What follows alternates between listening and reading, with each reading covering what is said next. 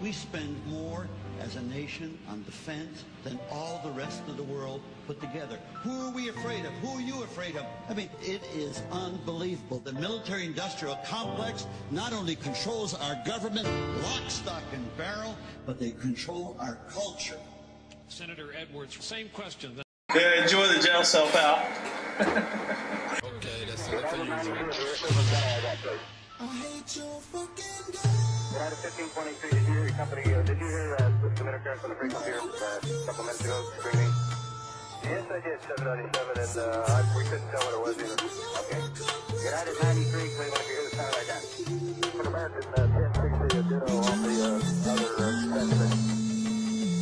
I got higher education for you, vaccinations for you, and all kinds of experimental medications for you. I got professors and doctors, indoctrinated kids, and media outfits to tell you just how great it is. We concentrated it, now you rock dependable, banking institutions integrated with the Pentagon. It's been said we spread malice and greed, but the benefits are limitless. We got everything you need. We're receiving, we came and took it all away. Yeah, you can bet the farm on it. You never saw us grieving, and that's how it is gonna stay. That's why they say, that's why they say, that's why they say. United 93 calling.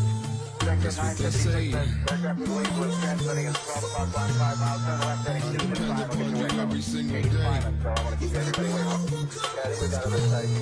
Over 1989, that traffic is at 11 o'clock and 15 miles southbound, 41 timing, looks like he's heading east, heading 360.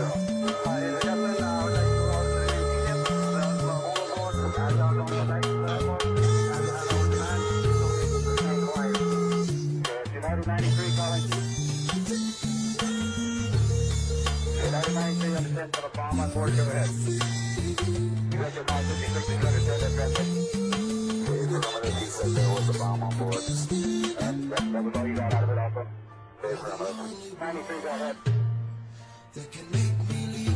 That aircraft you take it a hold of it, turn to the east now? East, just turn to the east also. United 93, here's Cleveland Center.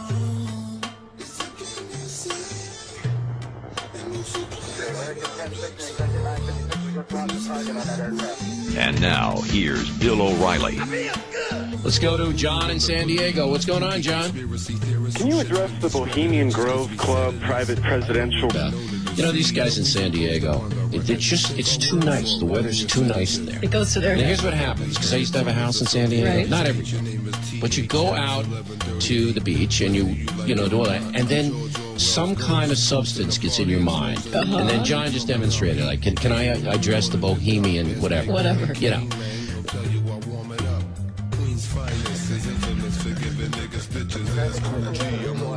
Delicious riches. My philosophy is coincide with Chris's in so many ways. Stop the violence and kill the disses. We've been saying this shit for nearly 30 years. Still we got more mothers than ever crying mercy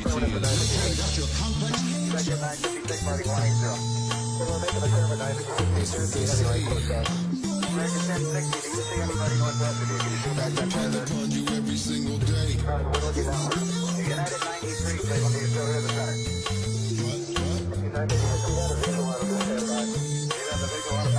Yeah, enjoy the jail cell, pal.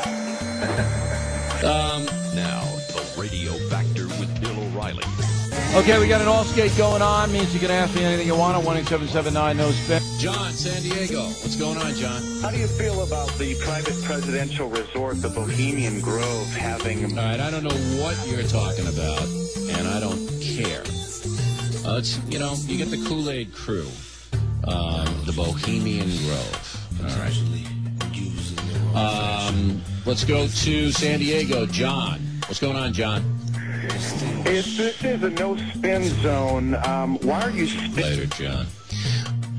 San Diego, California. John's in the no-spin zone. Go.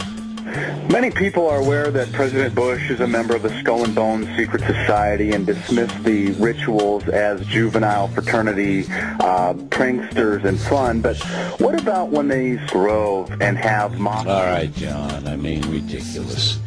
Actually, the Skull and Bones thing is interesting. This is a moron, by the way, out there. Can't we put him on some kind of list where if he calls, he gets electrocuted? Don't we have that capacity yet? Skull and Bones is the secret society, or I don't know if it's secret, but they have this club at Yale. And this is funny. Yale, very liberal university, extremely so, even more than Harvard. And a lot of these rich guys like Bush go there and they join this society and they have these little rituals.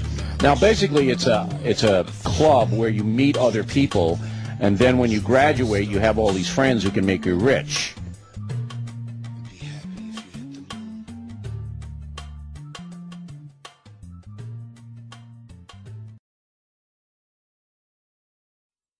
Pentagon.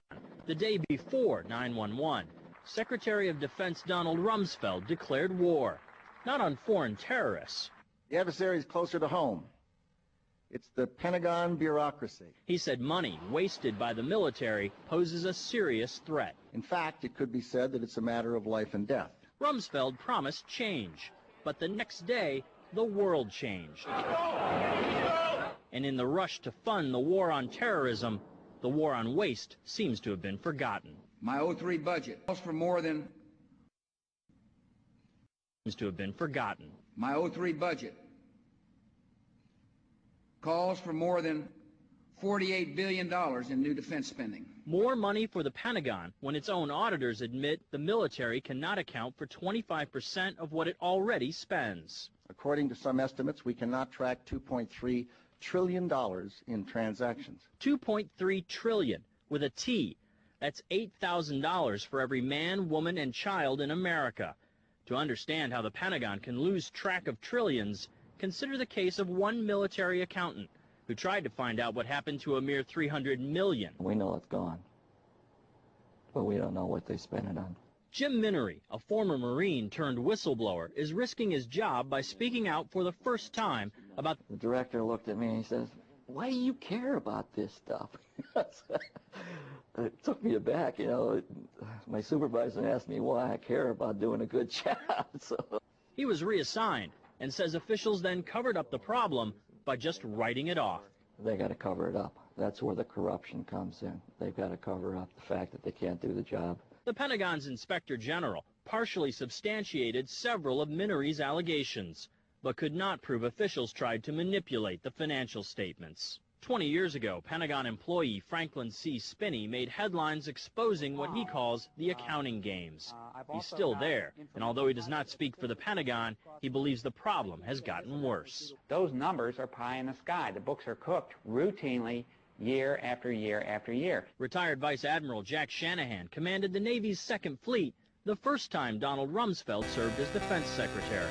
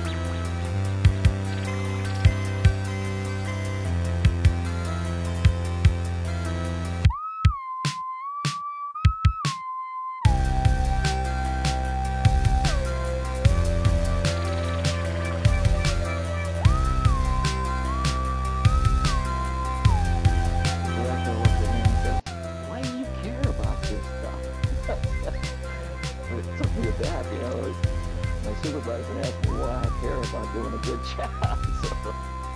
Pentagon. The day before 9/11, Secretary of Defense Donald Rumsfeld declared war, not on foreign terrorists. The adversary is closer to home. It's the Pentagon bureaucracy. He said money wasted by the military poses a serious threat. In fact, it could be said that it's a matter of life and death. Rumsfeld promised change, But the next day, the world changed. And in the rush to fund the war on terrorism, the war on waste seems to have been forgotten. My 03 budget.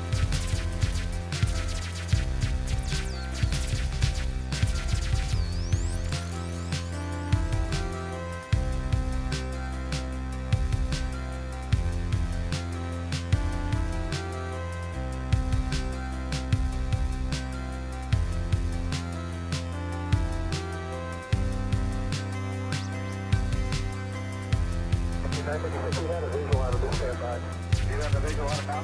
My 03 budget calls for more than $48 billion in new defense spending. According to some estimates, we cannot track $2.3 trillion in transactions. 2.3 trillion with a T. That's $8,000 for every man, woman, and child in America. We had a visual out of this standby. Do you have the visual out of now?